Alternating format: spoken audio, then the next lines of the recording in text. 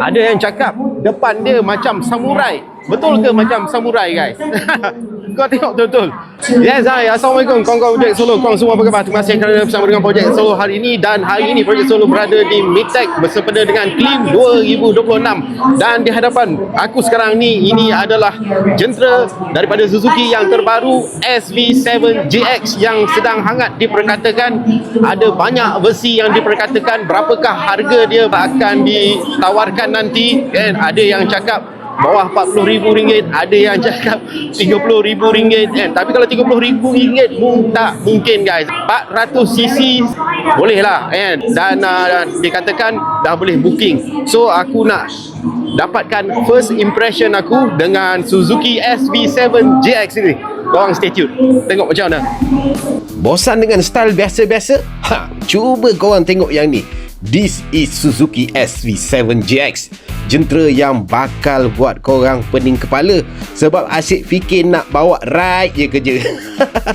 First impression, garang, tegap dan nampak premium habis.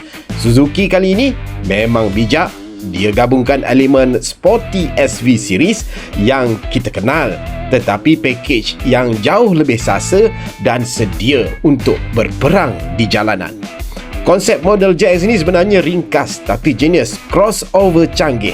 Dia adalah gabungan DNA naked sport yang lincah dengan keselesaan jentera touring.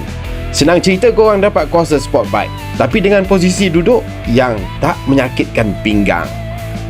Ada yang cakap ketinggian tempat duduk dia dah tinggi sangat kan? Tak tinggi, guys, tak tinggi mana pun kan. 795mm. Orang macam kita ni 165cm. Don't worry kan. Lepas kan, korang tengok kat sini pun dah nampak dia memang sesuai untuk geng-geng yang sederhana tinggi lah. Don't worry. 795mm.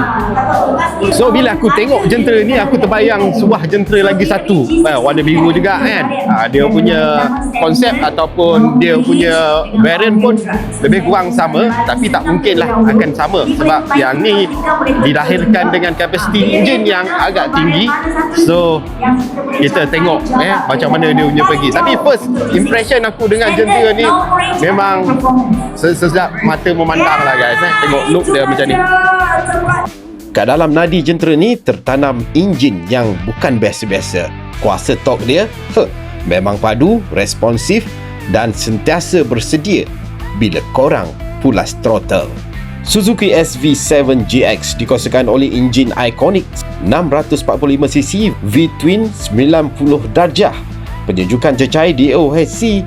Enjin ini menghasilkan 73 horsepower pada 8,500 rpm dan 64 Nm torque pada 6,800 rpm. Ia turut dilengkapi dengan transmisi kelas manual 6 kelajuan dan quick shifter 2 hala bidirectional, maknanya upshift dan downshift untuk penukaran gear yang lebih lancar. Yang ni lah paling shock sekali, sistem quick shifter dia. Korang nampak motor ni macam motor touring biasa kan? Jangan tertipu, geng. Spesifikasi dia boleh buat korang tersenyum dalam hairband. So macam mana, geng? Dapat tak rasa penangan kejuteraan Suzuki ni?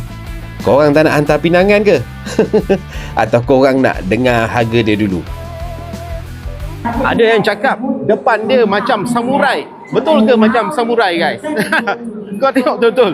So itu saja perkongsian daripada MITEC bersempena dengan Klim 2026. Dan kita jumpa lagi akan datang, guys. So korang jangan lupa follow, like, comment and share. Kita jumpa lagi. Assalamualaikum.